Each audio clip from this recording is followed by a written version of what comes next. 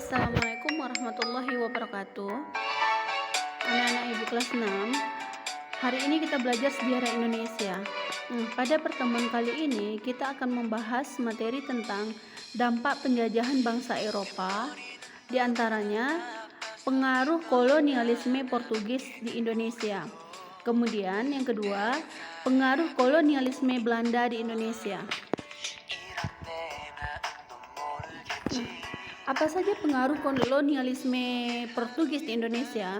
Pertama, kita lihat dulu dari segi agama.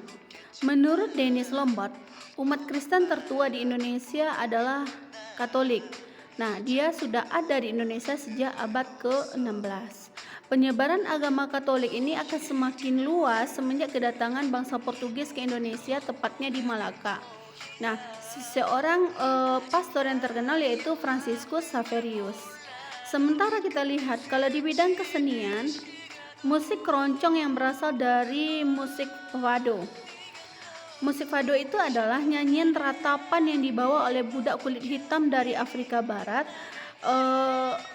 ke Eropa, ke Portugis. Kemudian orang-orang Portugis membawa alunan musik tersebut ke Indonesia. Nah, dari segi bahasa kita lihat banyak kata-kata dari bangsa Portugis yang diserap menjadi bahasa Indonesia seperti armada, bendera, gereja, almari, minggu, misa, dandan, sepatu. Nah, itu sebenarnya bahasa-bahasa asal yang digunakan oleh bangsa Portugis. Kemudian kita lihat berikutnya, ini tokoh misionaris Katolik yaitu Franciscus Xaverius. Nah, dialah yang paling berperan menyebarkan agama Kristen Katolik di Indonesia. Lalu bagaimana pula pengaruh kolonialisme Belanda di Indonesia? Pertama, kita lihat dari segi pendidikan. Sistem pendidikan Indonesia diadaptasi dari pendidikan Belanda sejak abad ke-18. Belanda mengacu pada kurikulum pendidikan sistem barat seperti ELS, Indesland School, sementara di Indonesia ada HIS, MULO, dan STOVIA. Nah, bagaimana bentuk pendidikan HIS, MULO, dan STOVIA ini akan kita bahas lebih lanjutnya. Berikutnya ada dari segi bahasa. Dari segi bahasa Belanda juga banyak memengaruhi bagaimana perkembangan bahasa Indonesia seperti bahasa knalpot, verma, belasting, gratis, nota, loket, dan lain sebagainya. Itu merupakan pengaduran atau adaptasi dari bahasa-bahasa Belanda.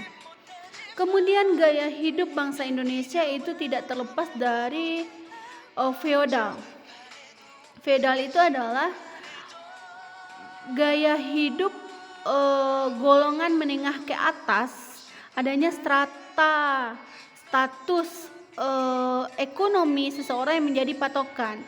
Kemudian di Indonesia kita kenal dengan feodal tradisional, di mana ada golongan priai, ada golongan kiai, ada golongan pelajar, dan ada golongan rakyat biasa. Nah, strata-strata itu juga dipengaruhi oleh kolonialisme Belanda.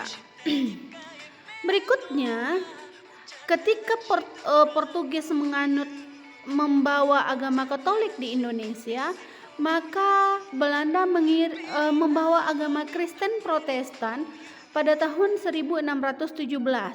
Parlemen Belanda menginstruksikan kepada Gubernur Jenderal VOC melalui pendidikan di sekolah-sekolah untuk mempelajari agama Kristen Protestan. Selanjutnya kita lihat dari bidang ekonomi. Di bidang ekonomi, sistem ekonomi liberal tampak dari pengaruh sistem tanam paksa. Mengenal tanaman seperti kopi dan teh, kemudian sistem upah, sewa tanah, adanya uang atau penggajian, kemudian adanya sistem kerja kontrak. Nah, bentuk-bentuk perekonomian liberal itu pertama kali dikenalkan oleh Belanda dan sampai hari ini kita melihat bahwa itu tetap berkembang di Indonesia. Kemudian kita lihat dari segi politik. Sebelum kedatangan Belanda ke Indonesia, sebelum adanya kolonialisme Belanda di Indonesia, maka bentuk politik di Indonesia adalah bentuk kerajaan-kerajaan kecil. Ada kerajaan Islam, Hindu, Buddha. Nah, sementara ketika Belanda sudah datang ke Indonesia, kemudian melakukan kolonialisme mereka di Indonesia, maka mereka membentuk lagi birokrasi dalam pemerintahan. Nah, di mana pemerintahan yang terbesar itu adalah Kerajaan Hindia Belanda, kemudian yang menjalankan pemerintahan itu adalah VOC di Indonesia. Nah, VOC nanti dibantu oleh para gubernur. Nah, gubernur itu adalah golongan priai. Priai kalau di Jawa. Nah, maka merekalah yang ikut membantu proses pemerintahan Belanda di Indonesia. Kemudian kalau kita lihat dari bidang hukum, itu ada KUHP, Undang-Undang Hukum Pidana dan Perdata. Nah, KUHP Indonesia ini itu disadur dari KUHP yang ada semenjak zaman VOC sampai Belanda menjajah Indonesia pada tahun 1942. Maka undang-undang kita yang ada sekarang itu saduran dari KUHP. Maka banyak undang-undang KUHP pidana atau pidata ini yang masih tidak merakyat karena disadur dari sistem penjajahan. Nah, itulah bentuk-bentuk dalam bidang hukum. Nah, yang terakhir kita lihat dalam bidang ilmu pengetahuan dan teknologi. Nah, dalam bidang ilmu pengetahuan dan teknologi, maka Indonesia mulai mengenal paham liberalisme, mengenal teknologi berbasis mesin karena pengolahan lahan-lahan pertanian itu sudah menggunakan mesin. Kemudian teknologi komunikasi dan informasi, ada telepon, ada televisi, ada surat dan lain sebagainya.